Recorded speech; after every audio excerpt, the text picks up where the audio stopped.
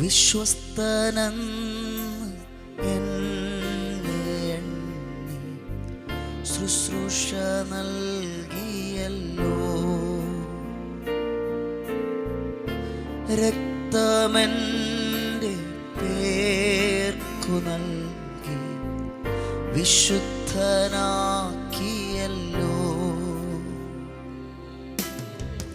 വിശ്വസ്തനെന്ന് എന്നെ എണ്ണി ശുശ്രൂഷ നൽകിയല്ലോ. രക്തമെൻ്റെ പേർക്കു നൽകി വിശുദ്ധനാക്കിയല്ലോ.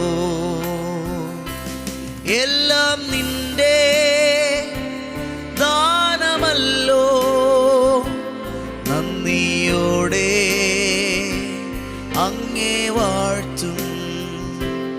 എല്ലാം നിന്റെ ദാനമല്ലോ, നന്ദിയോടെ അങ്ങേ വാഴ്ത്തും. വോയിസ് ഓഫ് ലവിൽ ഇന്ന് കർത്താവ് നമുക്ക് തരുന്ന വചനം 142 സങ്കീർത്തനം 7-ാമത്തെ വാക്യമാണ്. ഞാൻ നിന്റെ നാമത്തിന് സ്തോത്രം ചെയ്യേണ്ടതിന് എൻ്റെ പ്രാണനെ കാരാഗൃഹത്തിൽ നിന്ന് പുറപ്പെടുവിക്കണമേ. നീ എന്നോട് ഉപകാരം ചെയ്തിരിക്കുന്നതിനാൽ നീതിമാന്മാർ എൻ്റെ ചുറ്റും വന്നുകൂടും. എന്നെ നീ കാരാഗൃഹത്തിൽ നിന്ന് പുറത്തു കൊണ്ടുവരണം, എന്നെ വിടുവിക്കണം. എന്നെ ഞാൻ ഇന്ന് കിടക്കുന്ന ഈ സാഹചര്യത്തിൽ നിന്ന് എന്നെ പുറത്തു കൊണ്ടുവരണം. എന്തിനാണ് എന്നെ പുറത്തു കൊണ്ടുവരേണ്ടത്? അതുകൊണ്ട് എന്താണ് ബെനിഫിറ്റ്? അവൻ പറയുകയാണ്, എന്നെ പുറത്തു കൊണ്ടുവന്നാൽ ഞാൻ നിനക്ക് സ്തോത്രം ചെയ്യും.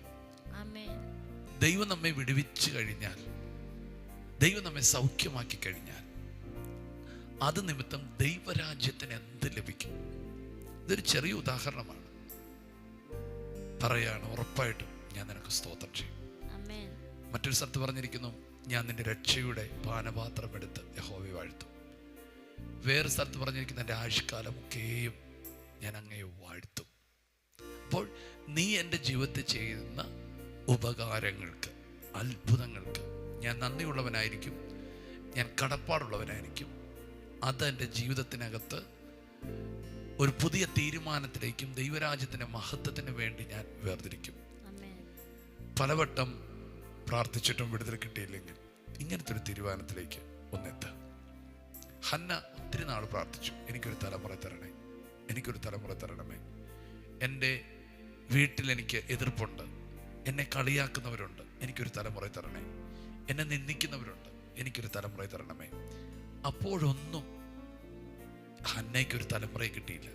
പക്ഷെ ഒരു ദിവസം അവൾ പറഞ്ഞു, നീ എനിക്കൊരു തലമുറയെ തന്നാൽ ഞാൻ അന്ന് നിനക്ക് തരും, നിന്റെ രാജ്യത്തിന് തരും. അടുത്ത വർഷം ശമൂവേൽ ജനിച്ചു. ദൈവം നമുക്ക് തരുന്ന വിടുതൽ, അത്ഭുതങ്ങൾ എന്തിനാണ്? ഇതുപോലൊരു ജീവിതം നയിക്കാനാണോ? അല്ല. പത്രോസിന്റെ പടകിനെ നിറച്ചു കഴിയുമ്പോൾ കർത്താവ് പറയുന്ന കാര്യം, ഇനി നീ മീൻ പിടിച്ച് ഇങ്ങനെ ജീവിക്കാനല്ല, ഫോളോ മീ, എൻ്റെ പുറകെ വരിക. നിങ്ങളിന്ന് പറയണം, കർത്താവെ, എന്നെ ഈ അവസ്ഥയിൽ നിന്ന് വിടുവിച്ച് കഴിഞ്ഞാൽ ഞാൻ നിന്റെ പുറകെ ആയിരിക്കും. അപ്പോൾ വിടുവിക്കാൻ വേണ്ടി അതൊരു ഉപാധിയാക്കിയല്ല ഞാൻ പറഞ്ഞത്, അതൊരു നന്ദിയുടെ തീരുമാനമാണ്. ഞാൻ നിന്റെ നാമത്തിന് സ്തോത്രം ചെയ്യേണ്ടതിന് എൻ്റെ പ്രാണനെ കാരാഗൃഹത്തിൽ നിന്ന് പുറപ്പെടുവിക്കണമേ. അങ്ങനെ എൻ്റെ ജീവിതത്തിൽ ഒരു വിടുതൽ നടന്നാൽ എൻ്റെ സർക്കിൾ, എൻ്റെ ചുറ്റും ആരായിരിക്കും എന്നറിയാവോ? അശുദ്ധരും ലോകക്കാരും ഒന്നുമല്ല, എൻ്റെ ചുറ്റും നീതിമാന്മാർ വന്ന് കൂടും. ഞാൻ വിശുദ്ധന്മാരുടെ ഇടയിലായിരിക്കും. എൻ്റെ പിന്നെ കൂട്ടായ്മ, എൻ്റെ ജീവിതം ലോകത്തിലായിരിക്കത്തില്ല. എൻ്റെ ചുറ്റും വിശുദ്ധന്മാർ വന്ന് കൂടും. കർത്താവ് എന്നോട് പറയുന്നു, കഴിഞ്ഞ നാളുകളിൽ പ്രാർത്ഥിച്ചിട്ട് മറുപടി കിട്ടാത്ത ചില വിഷയങ്ങൾ, അതിനകത്തൊരു വ്യക്തമായ ഒരു തീരുമാനം ദൈവത്തോട് പറയുക. ഇതിനകത്ത് ചില തലമുറകളുടെ വിടുതൽ നടക്കുന്നു. ഇതിനകത്ത് ചില കുടുംബങ്ങളുടെ വിടുതൽ നടക്കുന്നു. അപ്പോൾ തന്നെ ചില സാമ്പത്തിക കുരുക്കുകൾ അഴിയുന്നു. കൈകളിൽ ലഭിച്ച ചില സമ്പത്തുകൾ ചോർന്നു പോയിട്ട് ഒത്തിരി വായ്പകൾ വാങ്ങി പലിശയ്ക്ക് മേൽ പലിശയായി ജീവിതം തകർന്നിരിക്കുന്ന ചില ജീവിതങ്ങളെ കർത്താവ് പുറത്തു കൊണ്ടുവരാൻ ആഗ്രഹിക്കുന്നു. ആത്മഹത്യയിലേക്ക് നീ പോകണ്ട. നിന്റെ വീട്ടിലുള്ള ഒരു പാത്രം എണ്ണയെ വർദ്ധിപ്പിച്ച് കടം മാറ്റിയതുപോലെ ദൈവം എന്നോട് പറയുന്നു, എന്തോ ഒരു വർധനവ് ദൈവം നിനക്ക് തരാൻ പോകുന്നു. തുടർന്നുള്ള ജീവിതം അത്ഭുതമാകാൻ പോകുന്നു. ഉറപ്പായിട്ടും നിങ്ങൾ പുറത്തു വരും, നിങ്ങൾ ദൈവത്തെ സ്തുതിക്കും. നിങ്ങൾ പുറത്തു വരും, നിങ്ങൾ ദൈവത്തിൻ്റെ സാക്ഷിയാകും. നിങ്ങൾ പുറത്തു വരും, നിങ്ങൾ കർത്താവിനെ അനുഗമിക്കും. നിങ്ങൾ പുറത്തു വരും, നിങ്ങളൊരു അത്ഭുതമായിരിക്കും.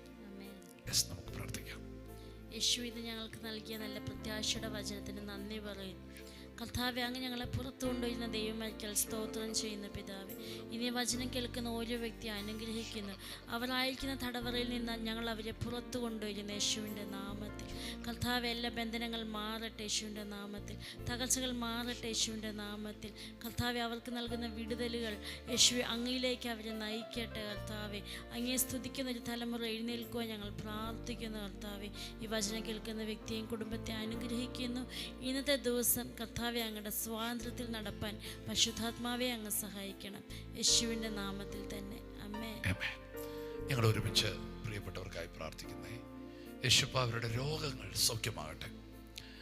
യേശുവിൻ്റെ നാമത്തിൽ മാനസിക പ്രോബ്ലങ്ങൾ സൗഖ്യമാകട്ടെ. പ്രത്യേകിച്ച് ഹാർട്ട് സംബന്ധമായ രോഗത്താൽ ഭാരപ്പെട്ടിരിക്കുന്നവർ സൗഖ്യമാകട്ടെ. യേശുവിൻ്റെ നാമത്തിൽ ചില പ്രത്യേക അലർജികൾ നിമിത്തം ബുദ്ധിമുട്ട് അനുഭവിക്കുന്നവർ സൗഖ്യമാകട്ടെ. യേശുവിൻ്റെ നാമത്തിൽ ചില യാത്രകൾക്കൊരുങ്ങിയിട്ട് യാത്രകൾ സ്റ്റക്കായി പോയവർക്ക് വഴികൾ തുറക്കപ്പെടട്ടെ. ചില എക്സാമിൻ്റെ പരാജയത്തിൽ തുടരുന്നവർ, അത് നിമിത്തം ഡിപ്രഷനിലേക്ക് പോയവർ യേശുവിൻ്റെ നാമത്തിൽ പുറത്തു വരട്ടെ. യേശുവിൻ്റെ നാമത്തിൽ കർത്താവെ, ചില നല്ല കാര്യങ്ങൾക്ക് വേണ്ടി സമ്പത്ത് ചെലവഴിച്ചിട്ട് അതിനകത്ത് നഷ്ടം സംഭവിച്ച് സ്തോത്രം നല്ല ചില നന്മകളെ കൊടുത്ത് അതിനകത്തുനിന്ന് മാനസികമായി തകർന്നിരിക്കുന്നവർ യേശുവിൻ്റെ നാമത്തിൽ സൗഖ്യമാകട്ടെ. ഇപ്പോൾ തന്നെ അവരുടെ മാനസികവും ശാരീരികവും ആത്മീയമായി അവരുടെ ജീവിതത്തിൽ മേലൊരു അത്ഭുതത്തെ യേശുവിൻ്റെ നാമത്തിൽ വിളിച്ചു വരുത്തുന്നു. ഫാമിലി ഡിസോർഡറുകൾ മാറട്ടെ. ജനത്തെ അനുഗ്രഹിക്കുന്നു. മാതാപിതാക്കൾ സമാധാനത്തോടായിരിക്കട്ടെ. അനുഗ്രഹിക്കുന്നു യേശുവിൻ നാമത്തിൽ തന്നെ. ആമേൻ. God bless you. കർത്താവ് നിങ്ങളെ ധാരാളമായിട്ട് അനുഗ്രഹിക്കട്ടെ. ശാലോം. ഈ ശുശ്രൂഷ നിങ്ങൾക്ക് ഏറ്റവും അനുഗ്രഹമായി വരുന്നുവെന്ന് ഞങ്ങൾ അറിയുന്നു. നിങ്ങൾ ഞങ്ങൾക്ക് പ്രാർത്ഥനയിലും എല്ലാ സഹകരണത്തിലും ഞങ്ങളോട് ഈ മീഡിയ മിനിസ്ട്രിയുടെ കൂടെ നിന്നു. ഞങ്ങൾക്ക് ഈ മീഡിയ മിനിസ്ട്രി മുമ്പോട്ട് കൊണ്ടുപോകാൻ ചില എക്യുപ്മെൻറ്റ്സുകൾ ആവശ്യമായി വന്നിരിക്കുന്നു. തുടർന്നും നിങ്ങളുടെ പ്രാർത്ഥനയും സഹകരണവും ഞങ്ങൾ ആവശ്യപ്പെടുന്നു.